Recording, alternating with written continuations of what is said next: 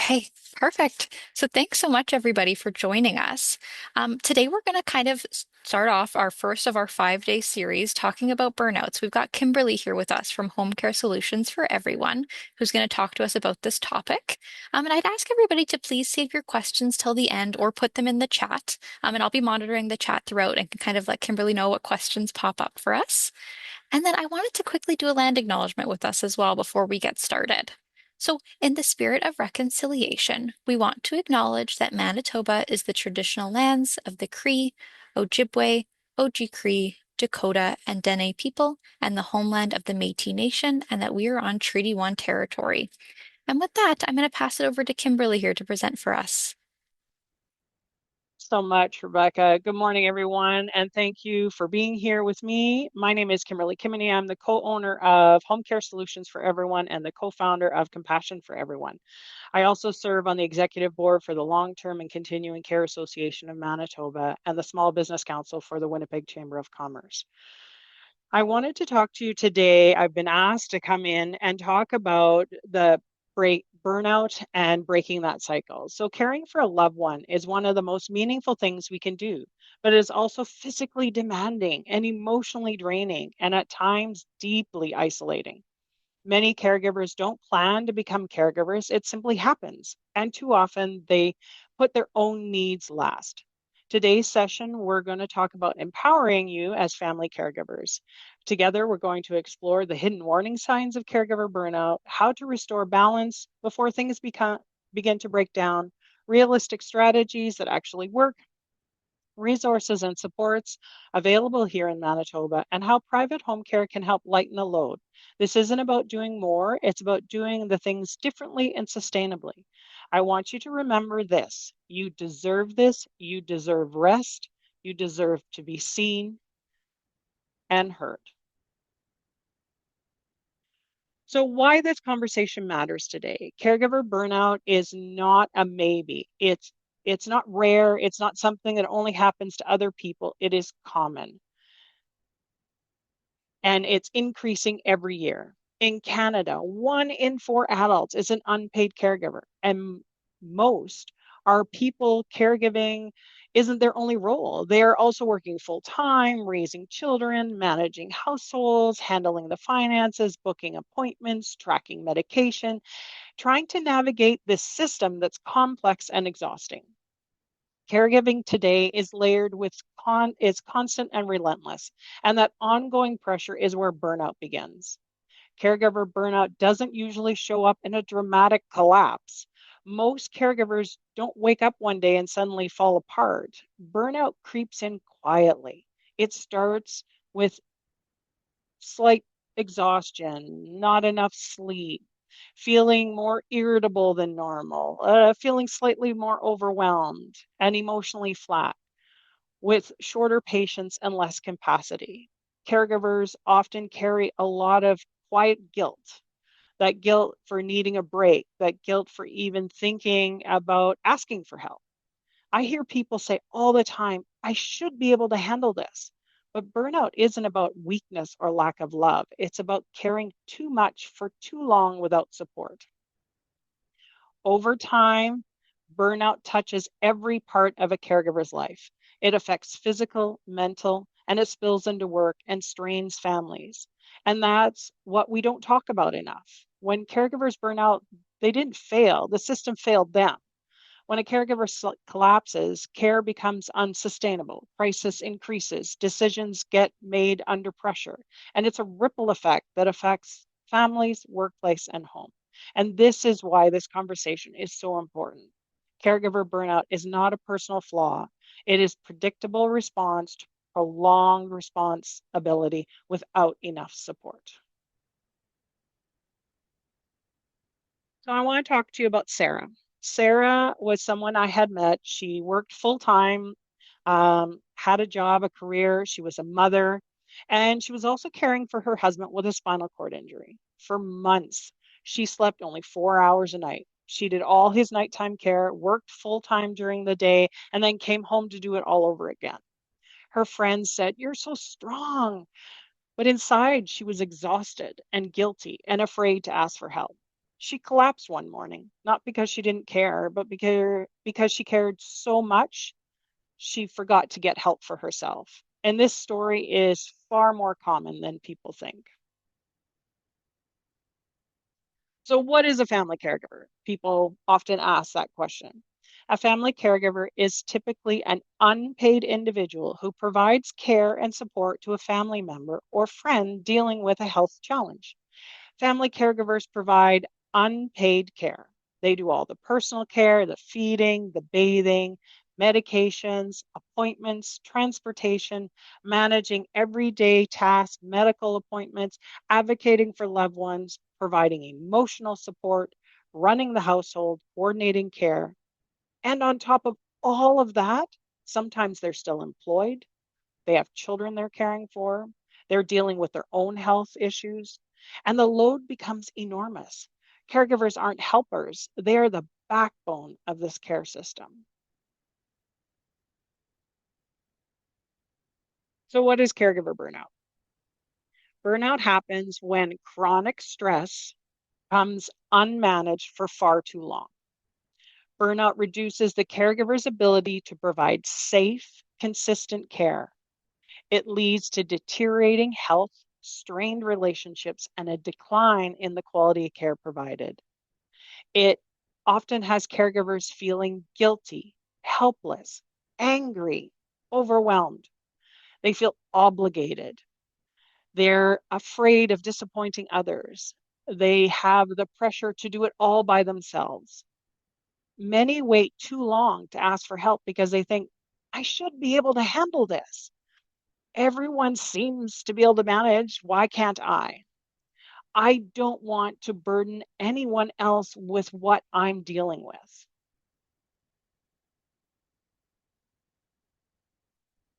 I once worked with a daughter who cared for her mom with dementia, and dementia is a hard struggle. It's slowly watching and caring for someone who's starting to forget who you are. The daughter was present and attentive. She was there at every appointment. She was laughing with her mom at home. She was taking care of everything, but she was silently shutting down. She was emotionally withdrawing. She wasn't sleeping. She would cry in her car, but be all smiles when she was out and about. She assumed burnout meant that she stopped caring for her mom. But what we talked about was burnout means that you've cared so much that you actually forgot to care for yourself.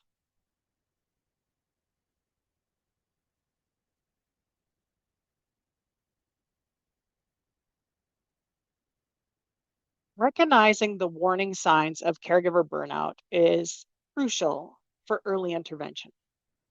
You need to watch for things, like I said, it doesn't like slam into you right away, it's slow. So look for fatigue, irritability, lack of patience, trouble concentrating on what you need to do, that sense of numbness that you feel. You're just kind of numb to the situation, that loss of interest in your hobbies, starting to socially withdraw from social interactions, increased anxiety or sadness. Burnout is not a personality flaw, it's an overwhelmed issue. Identifying these signs allow caregivers and their support networks to take proactive steps to prevent further decline and seek appropriate resources. Some of the red flag statements you might hear is, I can't keep doing this. I feel alone. I'm failing. These are signs that someone needs to start talking to them and help them to see that they're not really alone. Caregiver burnout is often minimized or ignored, especially by those who feel obligated to continue providing care despite the personal, emotional, and physical cost to themselves. However, when caregiving begins to negatively impact your own health, safety, and financial stability, it becomes unsustainable. Emotional cues such as snapping at your loved one or crying frequently are often clear indicators that the situation requires attention. Caregiving that harms health and safety and finances is unsustainable and requires immediate attention. Seeking assistance preserves a caregiver's well being and enables continued effects, effective care without guilt. Caregiving can be too much when you're missing your own appointments, when your health starts to decline, when the care you're providing becomes unsafe, when you're always on edge, or you don't remember the last time that you rested, ate, or even had a cup of coffee. You cannot pour from an empty cup. You also cannot provide safe care when you're physically exhausted. I'll often tell families what happens to the person you're caring for when something happens to you. That's the sign that you need to have a plan.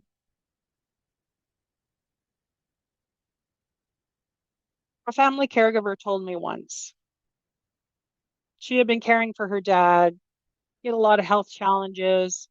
She was working full time. And she said for her, the moment that she knew something was not sustainable anymore was the moment that she yelled at her father. That's when she realized she needed help, not because she was a bad daughter or but it was because she was overwhelmed. She was exhausted and unsupported and scared to ask for help. Her turning point wasn't a failure that she had failed her dad. And that was hard for her to realize. She realized it was a sign that she needed a team, that she couldn't do this alone, that she needed that village. We often say we need a village to raise a child, but we need a village to do everything, to run a business, to raise children, to help an aging parent. We need that village always. And for her, that was the sign that she needed that village. It's important that you talk to family. And that's hard. It's the initiating that conversation with family members about needing help to be a caregiver can be challenging, but it's vital to prevent burnout. These conversations are hard, but they're essential. You want to tell them that I'm overwhelmed and I need help. I want to keep caring for my spouse, but I can't do it alone anymore. We need a shared plan that you can help me with. An example you can say is, I'm exhausted. I'm worried I won't be able to give you the care that you deserve. Help normalizes the need for assistance and removes the guilt and the stigma. The tips I can tell you is hold the conversation when everyone is calm, not when you're upset and angry, but when everyone's calm. Use specific requests, like if you have a family meeting and say, can you cover Sundays so I can take a break? Avoid blaming anyone and consider that family meeting. Bring everyone involved. Encourage open dialogue and emphasize the importance of shared responsibility.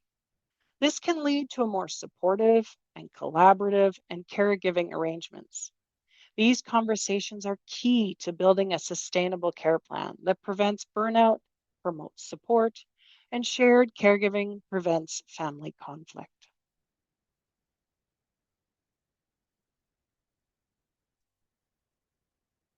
Preventing caregiver burnout involves implementing practical strategies that promote balance and well being. Setting clear boundaries around caregiving responsibilities help manage expectations and reduce stress. Take regular breaks, even a short one, allows caregivers to recharge and maintain perspective. If your loved one is resting, it's okay for you to go take a 10-minute break yourself. Accept help from family and friends. If they're willing to, allow that help. or seek professional services. This is crucial as it joins caregiving support groups for emotional and informational support. Prioritize your personal health through exercise, nutrition, medical care. This ensures you, as a family caregiver, to remain physically and mentally resilient. These preventative measures empower caregivers to sustain their role without compromising their own health and happiness. Strategies that work are boundaries. Know your limits. Know when you need to take a break and how often you need that break. And what does that break look like for you? Does it mean just going and reading a book or leaving the house and having someone else care for them? Find out what you need to recharge and set that boundary. Breaks need, caregivers need rest, not permission. You don't need permission to take a break. You need to take a rest in order for you to maintain your health. Join support groups. Shared experiences healing, and it allows you to talk to other people on how they're managing all of this. Respite care. This is where you bring in a professional agency to do respite care. Even temporary help protects long term well being. It doesn't have to be an all or nothing where you have care constantly. It can be 4 hours to 16 hours a week of just getting that break. Routine healthcare. Caregivers often neglect themselves because they're so focused on caring for that person, they forget to care for themselves. And your routine healthcare is so important. Attend your doctor's appointments. Make sure you're taking your medication, your vitamins, you're getting checked on your own health. I always say micro restoration, that 10 minutes of quiet can reset your system quickly. So making sure that you fit in some 10-minute little quick resets of yourself throughout the day that you can just kind of get that time to yourself. Remember, you are just as important as the person that you're caring for. Why does this all matter? Recognizing caregiver burnout is key. It gets missed over and over again. You're just going through it, you're doing it day in, day out, but you're missing the signs that something's happening to you. Connecting caregivers to support services is key. If you are a friend or a family member and you see someone that you love showing the signs of caregiver burnout, let them know about support services that are out there. I always say have a little toolbox of things that you can do to support someone. Those are really key because having that toolbox of, okay, I know this support group I can be a part of. I know this is the respite company I can use. My friends can get me this. There's a food delivery service. All of those services start helping to ease some of that burden. Um, and community education, understanding what this looks like. Being here today is helping you to understand what does burnout look like? How can I support someone that is going through that? If you are in here today and you're a community professional or a healthcare worker, you're likely the first person that might see the signs of burnout because they're coming to you. You want to be that bridge between the struggling caregiver and the support that they need. It's putting the two together, um, making, letting that person know that there are options out there for them, giving them that referral helps them not feel alone. And it breaks down the silence around caregiver burnout because oftentimes we don't choose when we become the family caregiver. Oftentimes it can sneak up on you. I had a client where overnight it was a spouse, a man and wife, and their two children. And overnight, both moms for the two adults ended up in the hospital and they got released and sent home. And all of a sudden, this family became instant caregivers overnight for both of their moms while still raising their teenage children. And it was overwhelming. And not recognizing that they were thrust into being caregivers so quickly, they didn't realize even what supports to do and where they needed the help. And it ended up being too much until someone recognized what they were doing and made suggestions for them. They got care in place during the day, they got some extra supports. But when they were just tossed into it, they didn't know where to turn. So, as family and friends, people that connect and see, you're going to recognize someone struggling. And it's important to let them know that they're not alone and that there are sources out there to help them. Obviously, in Manitoba, we have different supports for you. There is obviously the Manitoba Homecare Program or the Winnipeg Regional Health Authority. Um, there is 211 Manitoba will let you know different options for you out there. Of course, if you are dealing with a specific illness, there are lots of supports out there. There's Alzheimer's Society of Manitoba, ALS Society of Manitoba, Parkinson's Canada, MS Society, Cerebral Palsy, Palliative Manitoba, Cancer Care, and the list goes on. There are so many support groups for specific illnesses. Reach out to them because they're going to have resources available to you. They're going to have connections that you can talk to, or those support groups that I talked about. Combining community resources with private home care when possible is key because sometimes you can't lean on family and friends all the time. You don't want to burn them out as well, but you do need some help. And like I said, private home care doesn't have to be all or nothing. It can be short, and they work alongside the Manitoba home care program. So that isn't an all or nothing. Again, it's that finding that balance of support that you can get and managing that.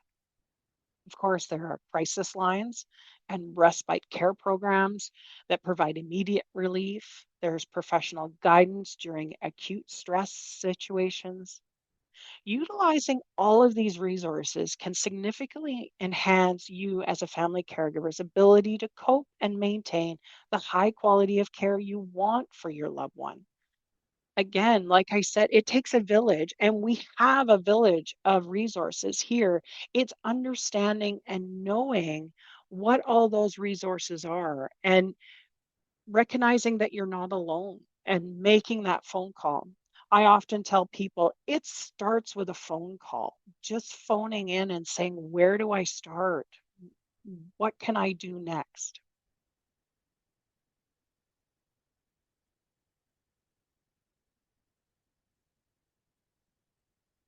So, if you choose private home care services can be a valuable solution for caregivers who need additional support and relief other than what they get from the public home care. These services are often way more flexible. They're in home assistance. They range from a few hours per week to full time care, depending on your need. It isn't an all or nothing. Support may include personal care, respite services are key, companionship. Maybe it's the overnight because you're not sleeping. Sometimes caregiver burnout takes its toll because you're also up all night long. You're doing the care all day, but you're up all night long. So, getting someone to cover some overnights once in a while so you can sleep is going to be key to getting you to feel less alone. All care is designed to be individualized and unique to the person and the client and the caregiver. So with the public home care, you can have several visits a day, you can have some respite but there's challenges there with that.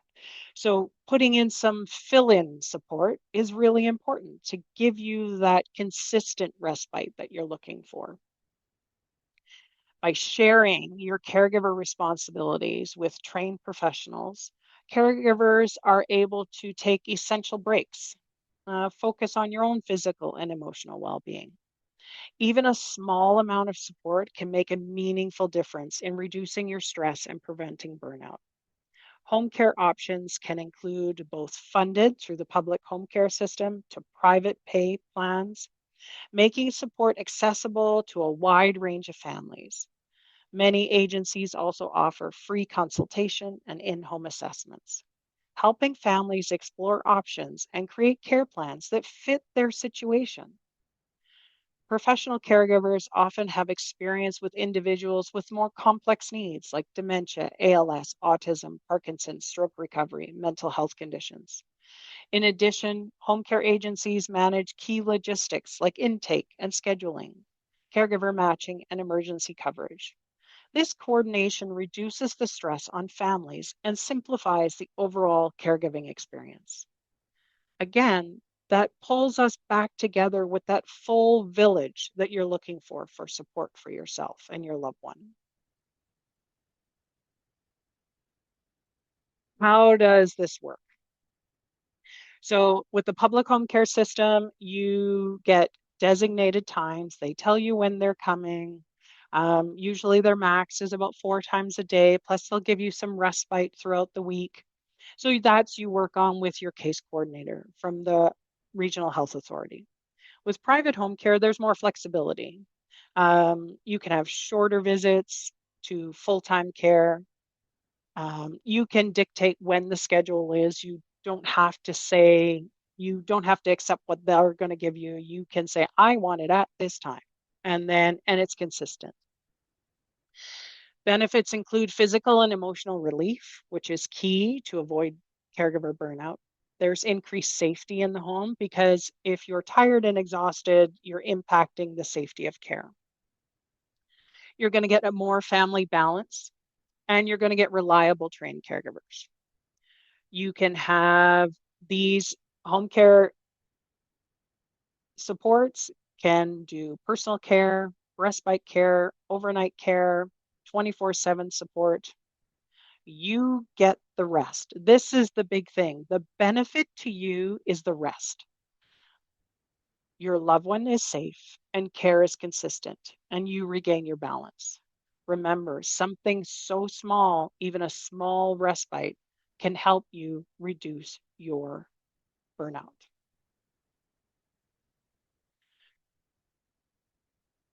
You can offer, home care offers comprehensive care, skilled staff, no wait lists on private home care, personalized care matching, urban and rural support, flexible scheduling, and complex care experiences. Agencies eliminate barriers like long wait lists and complicated referrals. Caregivers are carefully matched to families to build trust and consistency. This support lightens your load while improving quality of care.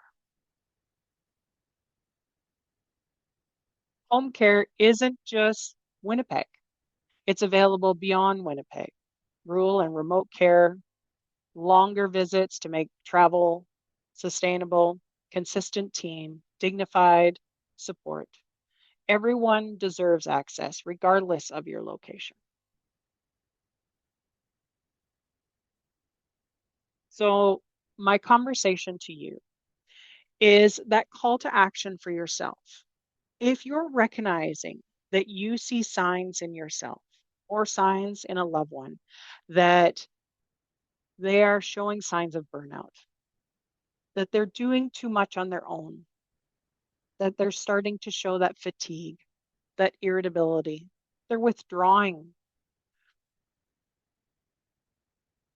have that conversation with them early. If it's you feeling those things, ask for help. It is not a sign of failure. It is a sign that you require that additional support, that you're needed by your loved one, but also for yourself. Use available supports that are there. Contact all of those resources that I said and allowing them an opportunity to help you find additional supports right there. Maybe it's a meal service. If you have someone that you can trust and call on, they can give you those resources to show you what's available out there. Build a caregiving team that matters to you. Who do you want on your team that helps you support your loved one? You can have someone that's maybe your spiritual advisor. Maybe you have a support group that you're part of, your doctor's involved, you've got A&O and their team involved, you've got a specialist in another area, and you bring them all together to create that caregiving team that helps you, and they can give you the resources. Put that respite team in place to help you. You want to protect your own health and well being. So, making sure that you're giving yourself time to go do those things. You don't need permission to give yourself that time, but you need to give yourself the time and make yourself a priority because you matter just as much as the person you're caring for. Your well being matters and you deserve support as well. Choosing one simple action each week that protects your mental and physical health will help you be able to continue to be that caregiver and be able to continue that journey. Knowing that you need the help is the first step in protecting yourself. So now I'm open to questions. Perfect. So if anybody wants to unmute and ask a question or pop it in the chat, that'd be perfect.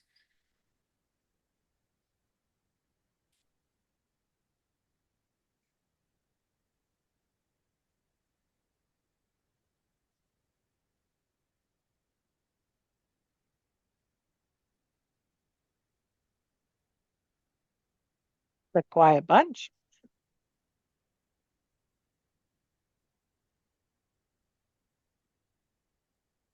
I can Yeah. give more details on anything if anyone wants.